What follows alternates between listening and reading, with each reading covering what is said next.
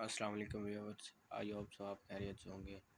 अच्छा, आज हमने डिस्कस करना है चैप्टर नंबर 1 के एक्सरसाइज नंबर 9, जिसमें यूनियन और इंटरसेक्शन फाइंड करना है। यूनियन फाइंड करने का तरीका ये होता है कि आपने देखना होता है जो एलिमेंट ए में भी मौजूद हो और बी में भी मौजूद हो, उन एलिमेंट को लिख दें एक सेट में, तो वो आपका यूनियन आ जाएगा। ठीक है, तो देखें, ये हमने ए यूनियन बी लिख लिया है, ये यूनियन का सिंबल है। और ये ए सेट ए के एलिमेंट लिख लिए और उसके बाद यूनियन और सेट बी। अब देखें कि जो ए में भी मौजूद हो और बी में भी मौजूद हो, दोनों के एलिमेंट्स को हमने लिखना होता है, तो यूनियन आ जाता है। ठीक है, एक इधर है तो लिख लें। उसके बाद एक अगर तरतीब के साथ चलेंगे तो फिर ज़्यादा आसानी होगी, वैसे भी आप लिख सकते हैं, कोई इशू नहीं है। तो 2 इधर है, ये भी आप लिख लें, 3 भी इधर है, सही है, और 4 भी है, 5 इधर आ गया, और 6 नहीं है, इधर भी नहीं है और इधर भी नहीं है, तो 6 को छोड़ दें। 7 इधर है, ठीक है, और उसके बाद 8, 9, 10 इधर आ गया, सही है, 11 नहीं है, 12 भी नहीं है, और इधर है लास्ट एलिमेंट 13, सही हो गया। एलिमेंट्स को तरतीब में लिखना, दोनों सेट में जो एलिमेंट मौजूद हों उनको हम एक सेट में लिख दें, तो वो आपका यूनियन आ जाएगा। ये था आपका क्वेश्चन नंबर 1 का पार्ट नंबर 1। क्वेश्चन नंबर 1 का पार्ट नंबर 2 सॉल्व करते हैं। इसमें भी यूनियन फाइंड करना है, सी यूनियन डी फाइंड करने के लिए हम सेट सी को लिखेंगे। उसमें एलिमेंट हैं 0, 2, 4, 6, 8 एंड 10, सही है। उसके बाद हम सेट यूनियन लगाएंगे, और क्योंकि यूनियन फाइंड करना है, सेट डी के एलिमेंट लिख देना है 0, 1, 2, 3, 4, 6 और 8, सही हो गया। अब देखें, सी यूनियन डी हमने ये फाइंड करना है, तो 0, 1 इस सेट में मौजूद है, 0 और 1। देखिए 0 इधर भी है, इधर भी है, सिर्फ आपने एक ही दफ़ा लिखना है, क्योंकि सेट की जो हमने डेफिनेशन पढ़ी थी उसमें वाज़े डेफिनेशन में था कि सेट जो होते हैं ये वेल डिफ़ाइन और डिस्टिंक्ट ऑब्जेक्ट होते हैं। वेल डिफ़ाइन होते हैं ये, इनको डिस्टिंक्ट ऑब्जेक्ट होते हैं, इनको दोबारा लिखेंगे, 0 इधर है तो फिर दोबारा इधर भी है, दोबारा लिख देंगे तो ये वेल डिफ़ाइन नहीं होंगे। ठीक हो गया, फिर ये सेट भी नहीं होगा, इसलिए 0 को हमने सिर्फ सिंगल टाइम लिखना है, एक ही दफ़ा, चाहे वो दोनों सेट में एलिमेंट कोई भी मौजूद हो। 1, 0, 1 इधर हो गया, 2, सही है, 3 भी इस सेट में मौजूद है तो लिख लें, 4 इस सेट में मौजूद है, लिख लें, 5 इधर ना इधर है ना इधर है तो छोड़ दें, 6 इधर भी है और इधर भी है, सिंगल टाइम आपने लिखना है, 7 ना इधर है और ना ही इधर है, 9, 8 7 और 8 इधर भी है, इधर भी है, 9 भी नहीं है तो 10 है लास्ट एलिमेंट। उसके बाद ना 11 इधर है ना इधर है, ठीक है। अब देखें, ये आपका क्वेश्चन नंबर 2 का सेकंड पार्ट सॉल्व हो गया। अब हमने फाइंड करना है ई यूनियन एफ। तो इसको देखें कि इसमें ए आ गया, बी सी इधर लिख लें, डी आ गया और ई। देखिए ए भी हो गया, बी भी हो गया, सी भी हो गया, डी भी हो गया और ई भी हो गया। ए इधर आ गया, ई भी आ गया, आई नहीं आया तो आई को लिख लें, यू भी नहीं आया यू भी लिख लें, ओ भी नहीं आया तो ओ लिख लें और यू को लिख लें, सही है। यह आपका क्वेश्चन सॉल्व हो गया, ठीक हो गया। उसके बाद जी यूनियन एच, तो आप पहले जी के सेट लिख लें, 1, 2, 3 एंड सो ऑन 10, सही हो गया। उसके बाद आपने यूनियन लगाना है और एच की सेट एच, सॉरी ये आपने सेट एच नहीं लिखना था, आपने जस्ट इसको लिखना था और 0 1 2 3 4 6 8 9 और 10। अब देखें 1 से लेकर 10 तक है और इधर भी 10 तक है, तो जस्ट इसका आप देखें 1 से लेकर 10 तक हमने सिर्फ कॉमन इसमें जो है ना क्या कहते हैं यूनियन फाइंड करना था है। तो हमने इधर सेट के एलिमेंट लिख लिए सेट के, दोनों सेट के। अब देखें 1 इधर भी है इधर भी है, यानी इधर 10 तक सारे एलिमेंट मौजूद है। अगर इसके आगे 10 के अलावा देखें 10 के अलावा कोई एलिमेंट एक्स्ट्रा नहीं है, 11 12 नहीं है, तो इसका मतलब दोनों में ही यही सेट वाला आ जाएगा, 1 2 3 एंड सो ऑन 10 तक, क्योंकि जो दोनों सेट के एलिमेंट्स को लिखने हैं। तो 10 तक ये 1 2 3 4 6 8 9 और 10 ये सारे ही इसमें आ जाते हैं सिवाय इस ज़ीरो के, तो ये ज़ीरो हम पहले ऐड कर देंगे ताकि एक तरतीब रहे। सही हो गया, ज़ीरो यहाँ पे आ गया और बाकी 1 से लेकर 10 इस सेट में मौजूद है। सही हो गया। और उसके बाद हमने फाइंड करना है इंटरसेक्शन। ये पहले सवाल के 4 ही पार्ट थे जो कि हमने कर लिए। उसके बाद हमने फाइंड करना है इंटरसेक्शन। इंटरसेक्शन की डेफिनेशन में हमने पढ़ा था कि जो भी वो इंटरसेक्शन में वो एलिमेंट लिखते हैं जो दोनों में कॉमन हो। सही है, तो दोनों में कॉमन जो है, अब देख लें पहले आप इसको एक सेटअप बना लें, एस इंटरसेक्शन टी। सही हो गया। अब देखें सेट एस के एलिमेंट सारे लिख लें इधर, एस टी यू डी, इनको सेपरेट कॉमे से कर लें, ई एन टी, और इंटरसेक्शन टी के एलिमेंट टी ई ए सी एच और आर। सही है। अब देखें इसमें एस और इंटरसेक्शन टी, वही हमने जो दोनों में कॉमन हो वही एलिमेंट लिखने हैं, आपका इंटरसेक्शन आ जाएगा। एस इधर है इधर नहीं है, ठीक है, टी इधर है और टी इधर भी है, तो हम टी को इसके अंदर लिख लेंगे, टी को लिख लेंगे। उसके बाद यू इधर नहीं है, डी इधर भी नहीं है, ई है इधर, ये देखें सेकंड नंबर पर ई है, तो हम ई लिख लेंगे। उसके बाद एन इधर नहीं है, टी वो ऑलरेडी आ चुका है। सही हो गया।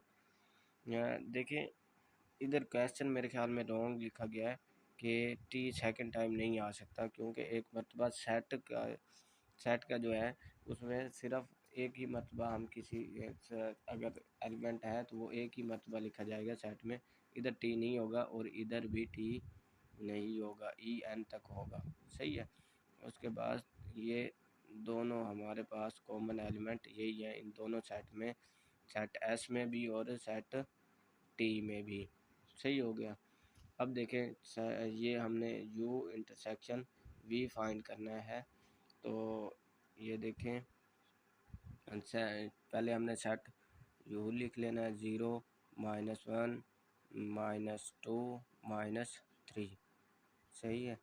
अब देखें इंटरसेक्शन वी लिखना है, 0 1 2 और 3।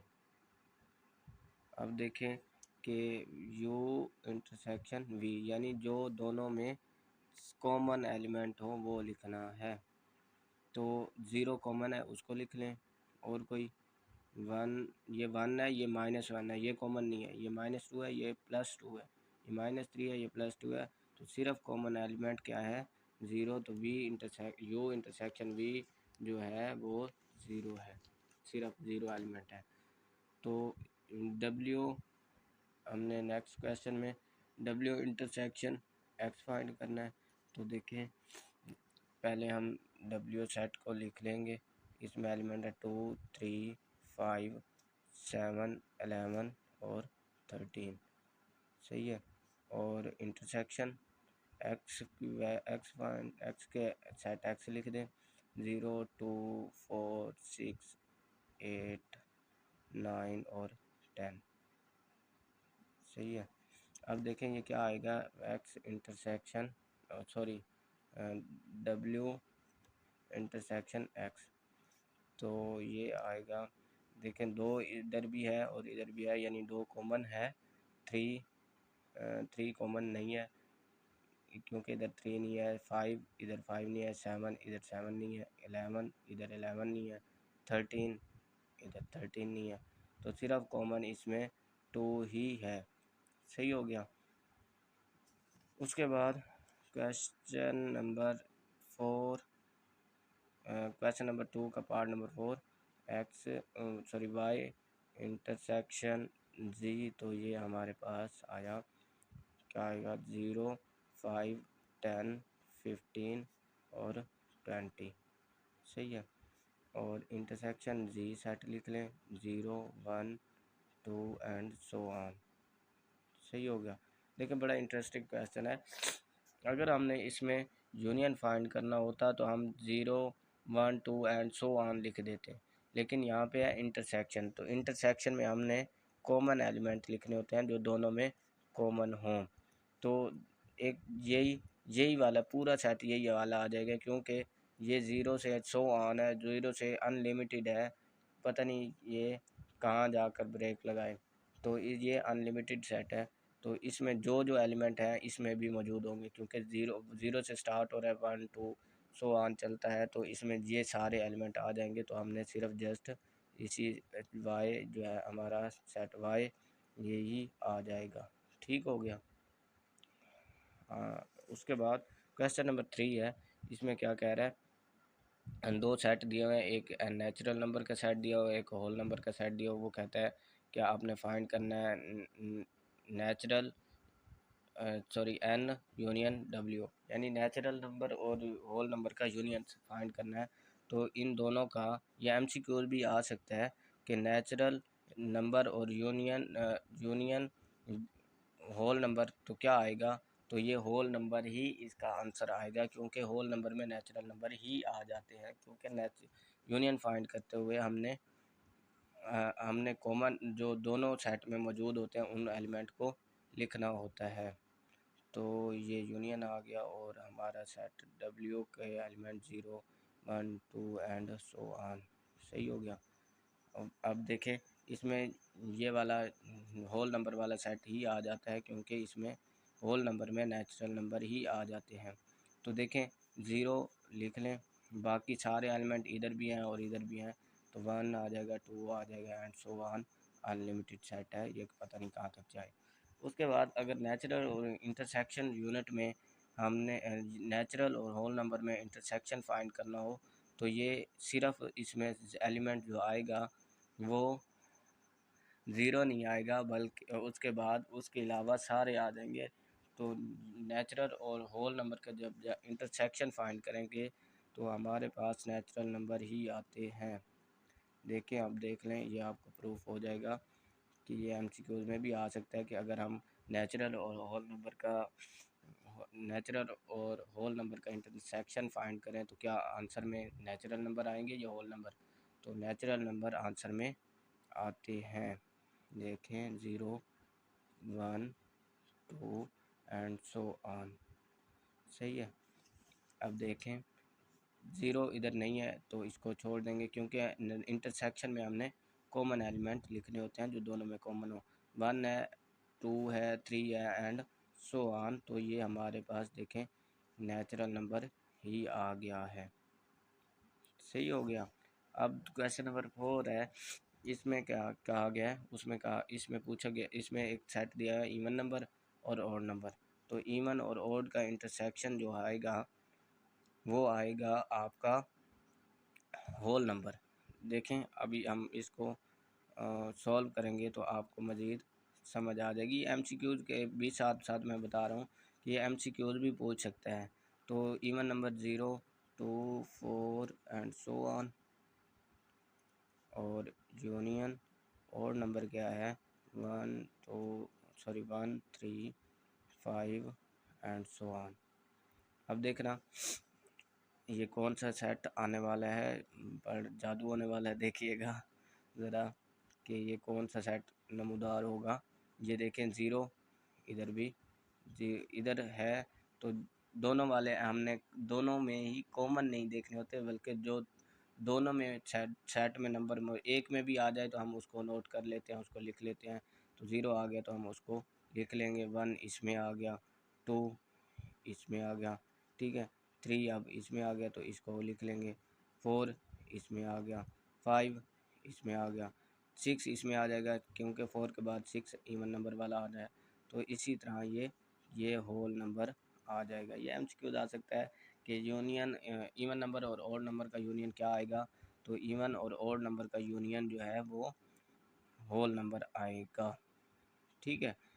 तो दूसरा में है हमने इंटरसेक्शन फाइंड करना है, इवन और ऑड का इंटरसेक्शन। तो पहले इवन सेट लिख लें 0 2 4 6 एंड सो ऑन, सही है। और उसके बाद ये इंटरसेक्शन का सिंबल लगा लें और ये आप लिख लें 1 3 5 एंड सो ऑन। तो अब आपने कमेंट में जल्दी से टाइप कर दें कि इसमें कौन सा सेट आने वाला है। देखते हैं कि कौन सा आने वाला है। देखें इसमें कॉमन है, 0 है, इधर नहीं है, इधर 2 है, इधर नहीं है, 4 है, नहीं है, 5 है, इधर नहीं है, 6 इधर है, इधर नहीं है, 7 इधर होगा, इधर नहीं होगा, 8 इधर होगा, इधर नहीं होगा, 9 इधर होगा, तो 9 इस साइड में होगा, तो इवन वाले साइड में 9 नहीं आ जाएगा आएगा। तो मतलब क्या, इवन इसका सेट इवन नंबर इंटरसेक्शन लेंगे और नंबर के साथ तो ये एम्प्टी सेट भी आएगा। इसका एक और भी सिंबल है कि इसको ऐसे भी हम लिख सकते हैं, सही है। ये दोनों ही खाली सेट को रिप्रेजेंट करने के मेथड हैं। उसके बाद हमारा क्वेश्चन नंबर 5 है। इसमें क्या कह रहा है कि जो सेट पी है इसमें प्राइम नंबर है, सेट पी में प्राइम नंबर और सेट सी में है कंपोजिट नंबर। सबसे पहले आपको कंपोजिट और प्राइम नंबर का पता होना चाहिए और इसमें हमने क्या करना है, यूनियन फाइंड करना है। तो मैं पहले डायरेक्ट ही लिख दूंगा इधर। प्राइम नंबर वो होते हैं जिनके सिर्फ दो ही फैक्टर होते हैं, जिसमें 1 आता है, 3 आता है, 5 आता है, 7 आता है, 9 नहीं आता, ठीक है। 9 के 3 फैक्टर हैं, 1 3 और 9। ये देख लें इधर, मैं आपको दिखा देता हूँ कि 9 के 3 फैक्टर बन जाएंगे। एक तो 1 है, दूसरा 3 पे होता है और तीसरा ये कलम खुद, ये भी तो खुद को डिवाइड कर रहा है, इसका ये भी तो फैक्टर है। तो ये 9 नहीं आएगा, 11 आएगा और 13 आएगा, इसी तरह ये सो चलता रहेगा। कोई इसका ख़ास लिमिट नहीं बताई गई, इधर उसने सिर्फ बताया कि प्राइम नंबर है। उसके बाद यूनियन हमने फाइंड करना है और कंपोजिट नंबर वो होते हैं जिनके 2 से ज़्यादा फैक्टर होते हैं, जिनके 2 से ज़्यादा फैक्टर होते हैं। मसलन हम 4 लेते हैं, ठीक है। अच्छा एक और यहाँ पे भी भूल गए हैं कि ये जो 2 है इसके भी 2 ही फैक्टर हैं, एक 2 के 2 ही फैक्टर हैं। जैसे 1 2 के फैक्टर दो कौन कौन से हैं, 2 के फैक्टर कौन कौन से हैं, एक 1 है और एक 2 है, तो यहाँ पे भी 2 आएगा। उसके बाद ये देखें कंपोजिट में, कंपोजिट नंबर वो होते हैं जिनमें 2 से ज़्यादा फैक्टर होते हैं, 2 या 2 से ज़्यादा होने चाहिए। 2 हों तो फिर वो प्राइम में चला जाता है, 2 से ज़्यादा हों तो कंपोजिट नंबर में होता है। ये इसका डिफरेंस है। तो 4 का फैक्टर 1 है, 1 भी 4 का फैक्टर है, 2 भी 4 का ही फैक्टर है, क्योंकि फैक्टर वही होते हैं जो इसको डिवाइड करने वाले होते हैं, और 4 ये खुद भी है। तो पहला ये भी एमसीक्यूज आ सकता है कि पहला कंपोजिट नंबर कौन सा है। तो पहला कंपोजिट नंबर 4 है, उसके बाद 6 है, 8 के हो गया, 9 हो गया, 10 हो गया, इन सब के फैक्टर ज़्यादा हैं तो ये एंड सो ऑन, ठीक है। 2 से ज़्यादा क्योंकि 3 6 के भी 3 फैक्टर बन रहे हैं, 1 3 और 6। 8 के भी इसी तरह 3 फैक्टर बन रहे हैं, 1 2 और 4। 1, 2, 4 और 8 ये 4 फैक्टर बन रहे हैं, और 9 के भी 3 फैक्टर बन रहे हैं, 1, 3 और 9। 5 के एक भी हुआ है फैक्टर, 2 भी 5 के 10 का फैक्टर है, और 5 हो गया, और 10 इसके भी 4 फैक्टर बन रहे हैं। तो मतलब 2 से ज़्यादा हैं तो ये कंपोजिट नंबर में चला जाएगा। अब इसका इंटरसेक्शन फाइंड कर लें, यूनियन फाइंड करना है, P यूनियन C, यानी प्राइम नंबर और यूनियन कंपोजिट नंबर। तो ये क्या आने वाला है ज़रा गौर कीजिएगा कि 1 लिख लें, क्योंकि 0 तो दोनों में मौजूद नहीं है ना। तो 0 ना प्राइम नंबर है ना कंपोजिट नंबर है, ना 0 प्राइम नंबर है ना कंपोजिट नंबर है। ये पूछ सकते हैं कि 0 क्या है, 0 क्या 0 प्राइम नंबर है या कंपोजिट नंबर है। तो आपने ये आंसर लिख देना है, 0 is not a prime number और नॉट ए कंपोजिट नंबर। एक और भी गेम आ गई है, ज़रा समझिएगा कि 1 के क्या 2 फैक्टर हैं? नहीं जनाब, 1 का ये ही सिंगल फैक्टर है। तो 1 भी प्राइम नंबर नहीं है। प्राइम नंबर वो होता है जिसके 2 फैक्टर हों, तो मतलब 1 नहीं है, इधर 2 आने वाला है। सही हो गया। तो सबसे पहले हम लिखेंगे 2, उसके बाद ये 3, 4, 5 इधर आ गया, 7, उसके बाद 8 इधर आ गया, और इसी तरह ये अब 2 से ग्रेटर जो है ना, 2 से ज़्यादा ये सारी नेचुरल नंबर जो 2 से बड़े हैं ये सारे ही आ जाएंगे, क्योंकि 12 इसमें आ जाना है, 13 इसमें आ जाना है, और 14 इस सेट में आ जाना है, 15 भी इसी सेट में आ जाना है कंपोजिट नंबर में, 16 भी कंपोजिट नंबर में आ जाना है। तो ये इसी तरह फिर सारे ही इसके बाद सारे ही चलते जाएंगे, कोई भी नंबर मिस नहीं होगा। ठीक हो गया। उसके बाद ये आपकी एक्सरसाइज कंप्लीट नहीं हुई, पहले 5 क्वेश्चन हमने कंप्लीट कर लिए हैं जिसमें यूनियन और इंटरसेक्शन फाइंड करने थे। इसके बाद हम अगले अगले क्वेश्चन में इंशाल्लाह हमने फाइंड करेंगे